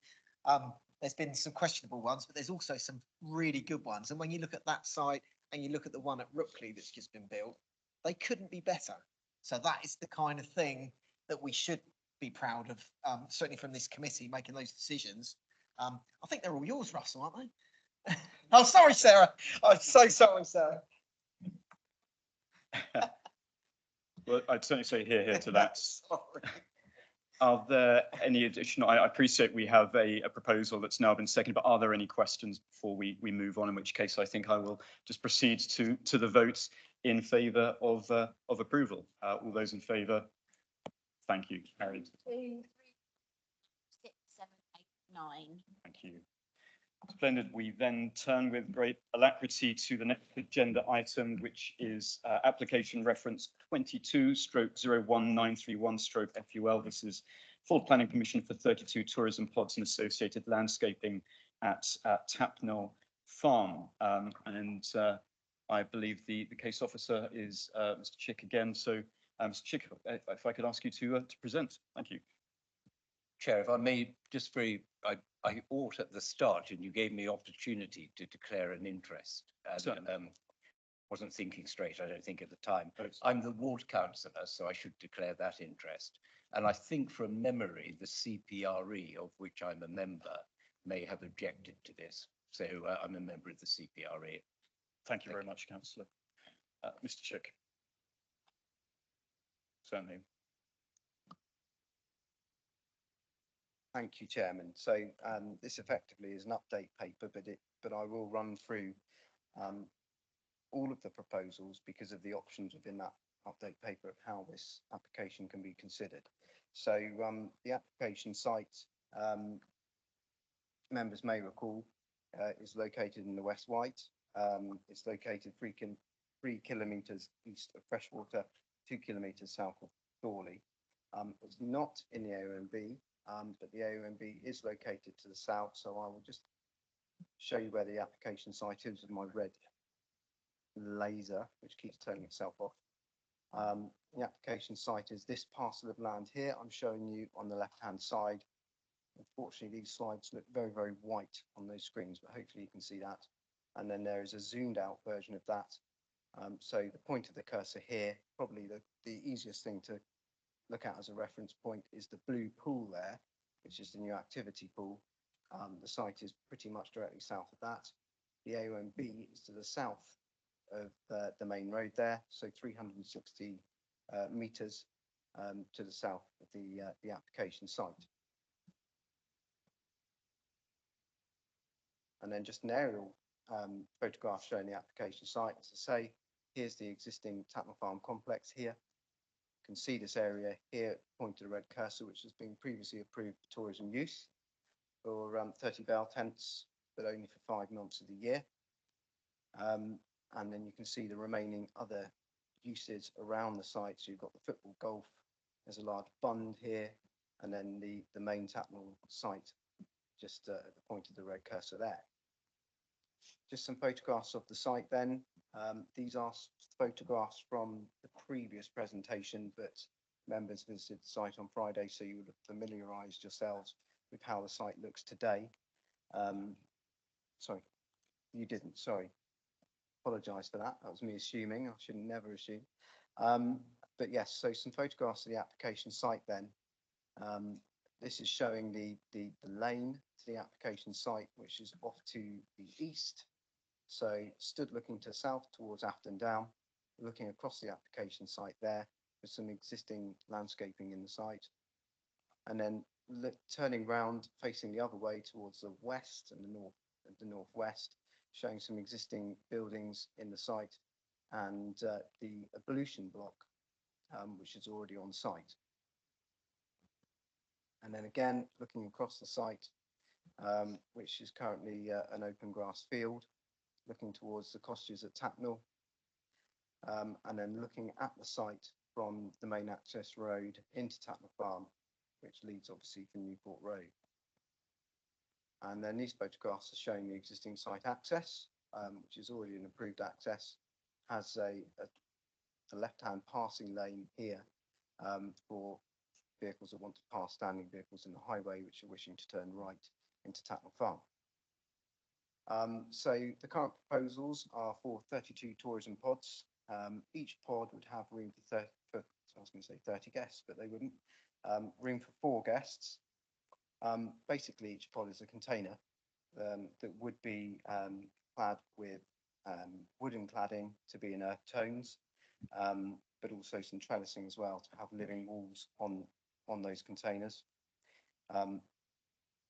Each would measure 2.5 metres wide, 2.6 metres high and 7.3 metres in length. And they'd be arranged as groups of 2s and 3s and detached ones as well. The proposed entrances to each of those units would face to the northeast, and there would be louvered windows in the backs of the units. Each of those units would be effectively off-grid, so that the lighting for them will be a mixture of battery-powered lights and torches, and externally there would be some bollards, but they would be turned off at 10 o'clock at night. After that, they would just be operated by a sensor, so anyone walking past them would turn them on. And the reason for that is that those units would not contain any form of washing facilities or toilets. They would all be in the area where you can see on the red cursor here, a little barn with 2 over the top of it, which is the proposed pollution block, which is already on the site. The proposals are also for the remainder of the application site in the red line to be given over to green space. That would be planted up with a mix of native trees and shrubs. There would be some additional hedge planting as well on the southern section of the site. And the remainder of the grassland would be laid to meadow grassland. So just probably just shows the layout of those containers in this plan slightly more clearly. And as I explained, they would effectively be containers used for tourism purposes, clad with timber, with living walls on parts of the elevations that would look south and west. And as I said, the openings here, which are glazed, would face northeast and away, therefore, from the greater vista from the west of the site. And then some cross sections just showing how these would look on the site. So this cross section is showing a view from the south and the proposed tree planting in these areas to help screen them from viewpoints to the west, and then showing a low hump in this location that's already there, and the hedge onto the highway. And just to remind you of the ablution block, this was already approved, so that block is shown in plan form here, just showing the amount of space and how they'd be laid out and the appearance of that block. But as I say, it is already on site. So it was previously resolved for approval. It's been brought back to the planning committee due to some concerns raised about nitrates. Officers have returned it to committee because the nitrates information has had to change following those concerns, and the report and the update paper set out how those issues have been resolved, so that the application can be taken back to planning committee. Thank you, Chairman. Thank you, Mr. Chick. There is no public speaking for this agenda item, so we will go into the question part of the matter, just with again a reminder that if we can keep questions to questions, and then for that subjective debate as to how we interpret that to be confined amongst colleagues. So who would like to start? Any questions? Councillor Swick. Thank you, Chair. Mr. Chick, I'm not entirely clear, and perhaps you could help by pointing out on the plan that's there, or the aerial photograph that's there. Nitrate neutrality is said to be achieved now by taking 1.7 hectares of land, correct me if I've got this wrong, out of what's said to be currently in agricultural use. Can you show me on the plan, sorry, we've gone off it now, but still, on the plan, where that 1.7 hectares is? Thank you. Thank you, councillor Spink. Thank you, councillor Spink. Yes, at the moment, we don't have a plan that shows exactly where that 1.7 hectares is, but it forms part of the red line boundary of the application site. And so I'm just trying to zoom to a slide, which I thought I'd put in here, showing the red line area of the site. Here we are. So hopefully what will help is that this area, as at the red line cursor there, the red cursor is showing the area of the proposed tourism use, which is 1.4 hectares. So where the applicant is now proposing to put those tourism units is the same area as the approval for 30 bale tents back in 2017. The rest, therefore, of this area would be given over to green space and taken out of agricultural use, because the 2017 application didn't include that land area. So it wasn't being taken out of agricultural use, it was continued to be used for agriculture. Whereas this application is looking at an area of green space of 1.7 hectares, which would come out of agricultural use. Thank you, Mr. Chick. Supplementary, councillor Spink. Well, it's just a further question really, as opposed to supplementary to that. And there's no evidence in the papers of agricultural use that it's coming out of. Do you know, when was the last time and what sort of agriculture was used on this land? I mean, those of us who went on the site visit a year ago now, it didn't look to, I certainly didn't look to me, I don't know about the rest of the committee, that there is much agriculture going on. Can you help us with that, please? Thank you, councillor Spink. Mr. Chick. Thank you. Yes, so we did ask the applicant about how the site has been used previously. They've explained to us that over the last 10 years, it's been used rotationally. So it's been used for a mixture of silage cropping, which involves grass or maize, but it's also been used for keeping sheep as well, so grazing sheep. And right at the early part of the 10 years, it was used still for the dairy cattle that were on the site, but that ceased in 2012. So quite a while back, but that's how they've explained the use has been over the last 10 years. They've not told us exactly what years it was used for grass or maize silage or sheep grazing, but that's how they've explained the site has been used in the last 10 years. Thank you, Mr. Chick. Yes. So basically, you've taken simply the assertion of the applicant, but there's no evidence produced by him to support that assertion. Is that right? Yes, yes, because what we're trying to establish is an understanding of how that land was used over the last 10 years.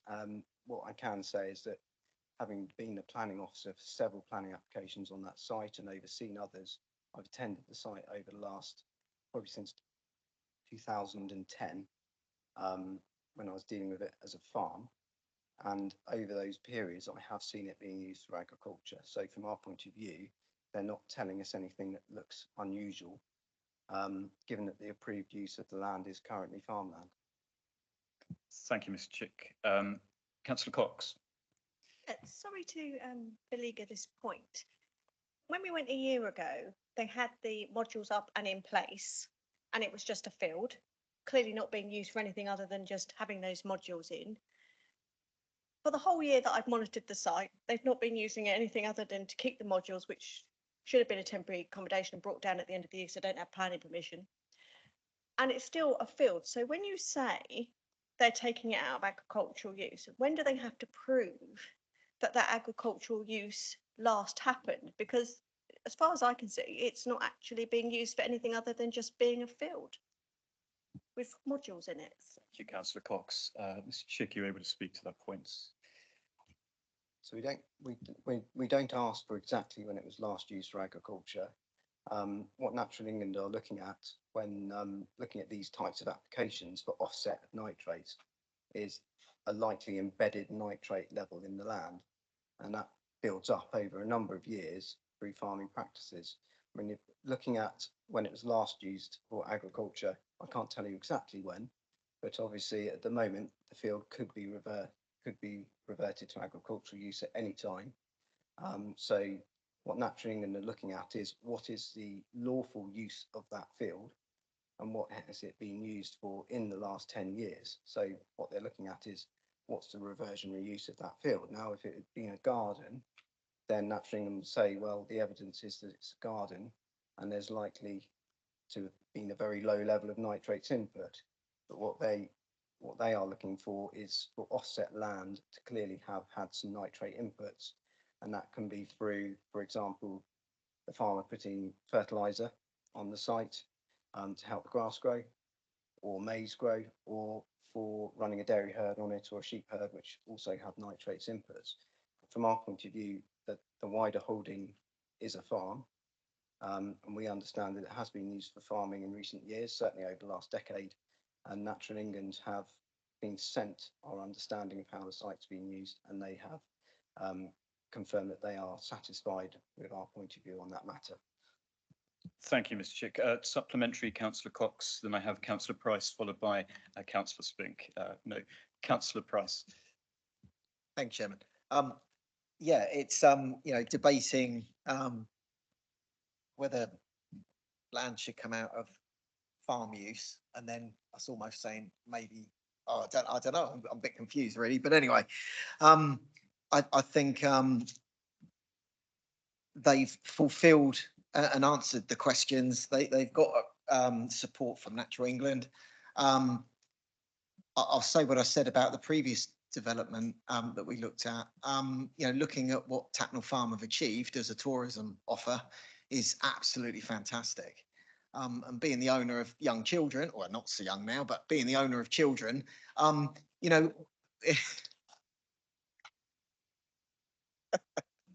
sorry, I'm talking in motor trade speak now, aren't I? Anything that's delivering something for our tourism offer, for young people to do, given the fact that we're losing other establishments so quickly, why wouldn't we support this? Let's get on and make the decision. And I'm happy to propose that we accept this in line with officers' recommendations. Thank you. Thank you, Councillor Price. Is there a seconder? Councillor Critchison. I will defer to Councillor Spink. You had a question, and as I say, I'm trying to keep this demarcation, but we will certainly revert to that. Councillor Spink. Well, I did have a question, but I think now I've got a submission, and that is that my understanding is you have a discretion to allow further discussion. You don't have to say that we must go to it. And I would like to ask a further question and address briefly, or at least discuss rather than address the committee briefly on this, please. Yes, certainly, and I think I would be very happy to I think are there any questions from colleagues, or you have a question directly? Okay, please. And then I'd just like to understood. Yeah, put my view, as it were. The other thing, Mr. Chick, is, I mean, I've looked at the papers quite carefully, and I apologise if I've missed something, but that explanation that you've given from Natural England isn't actually in the papers, is it? About the detail that you've said. And I did write to you, albeit only today, because I wrote last week, but it was difficult because various people were away. But you've not disclosed anything to that effect from Natural England. They're simply relying on information that you've given them, aren't they?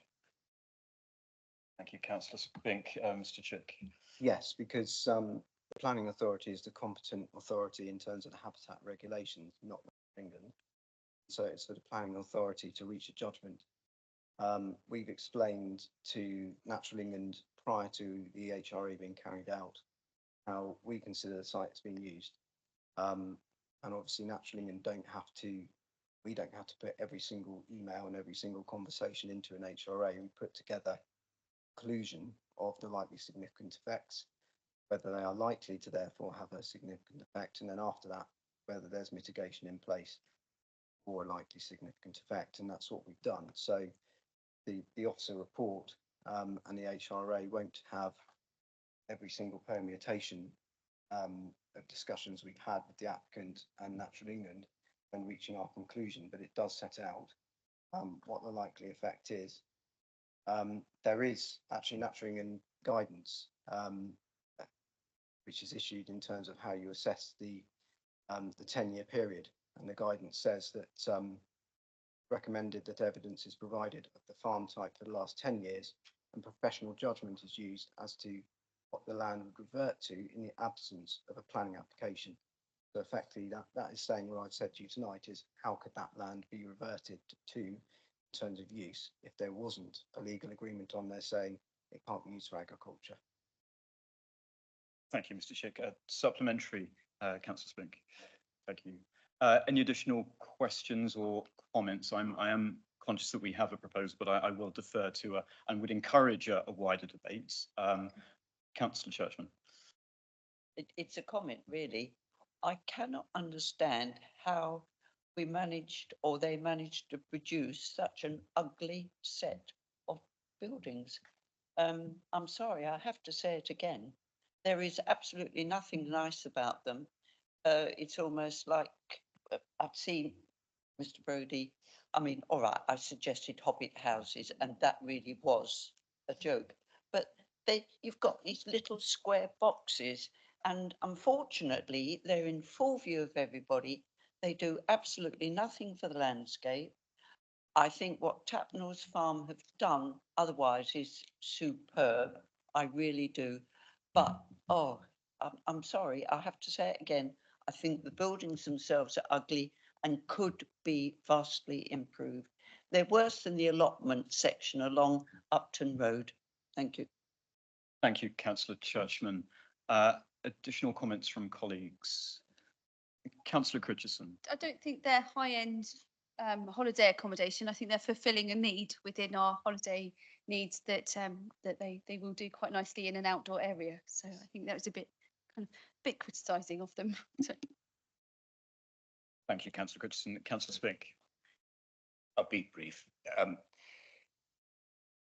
I've nothing against development on Tapnell Farm, and I was somewhat conflicted with the stance that I should take at this committee meeting, because I don't want to deprive kids coming down from inner cities and having some time on some green land on the Isle of Wight. But nevertheless, in my view, we do have to apply the planning regulations. And this council did also take an almost unanimous vote to support Councillor Redrup's motion that we should look at sewage going into the Solent and nitrates. Now, you may or may not recall, committee members, that the reason it was adjourned on the last occasion, which is over just almost to the day a year ago, 13th of June of last year, was because Natural England had approved, on information given to it by the local planning authority, the nitrate neutrality. But that I raised was calculated incorrectly because it took into account the pods. The calculation was done on the pods being occupied, sorry, the bell tents being occupied for 12 months of the year, when in fact the consent was only for 5. So the fact that Natural England approves these things does not mean necessarily that all the hoops have been gone through. And as Mr. Chick rightly said, Natural England take the facts from the planning officers, and Natural England then says whether those facts are acceptable in the sense of meeting their criteria. Now, there is no evidence that's been put forward other than a developer, and they must fall into that category for this purpose, a developer's assertion. Now, I can't vote for an application which relies on nitrate neutrality simply on the assertion of a applicant stroke developer. Matter for you whether you can, with great respect, but I can't, and I should be voting against. Thank you, Councillor Spink. Additional comments from colleagues? In which cases we have a proposal, a motion that has been put forwards and seconded. I think I will look to move towards the vote. So the motion therefore is to grant permission. I'm just going to take advice for one moment. I see officers looking over at me.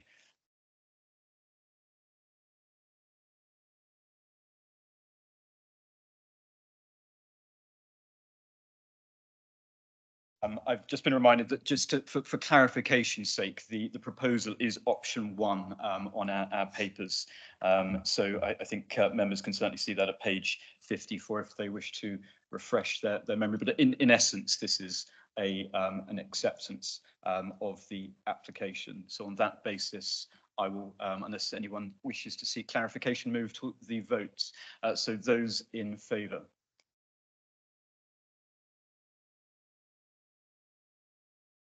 And against? Be abstaining as usual on matters that are not tied. That brings that agenda item to a conclusion. We now move to members' question time. Councillor Cox. As mentioned, I've been up to Tatnall Farm a number of times, and the buildings that we have now approved are supposed to have 2 living walls and a brown roof. They currently only have no living walls and AstroTurf roof, which is probably the least environmentally friendly material they could use. Could officers reassure us that they will be seeking to ensure that those buildings that already are up, they'll be looking to impose those conditions as soon as humanly possible? Thank you. Thank you, Councillor Cox. Mr. Chick. Thank you. Yes, a good point. And actually, the applicant emailed me today to confirm that they do recognise that the pods that are up there at the moment are not completed. And what they have said is as soon as they get a permission, they will start to complete them in accordance with the planning permission. And they've specifically said they will be putting on the living walls and doing all the cladding in accordance with the permission and the conditions that the condition includes. Thank you, Mr. Chick. Supplementary, Councillor Cox? No. Excellent. Any additional questions, Councillor Andre?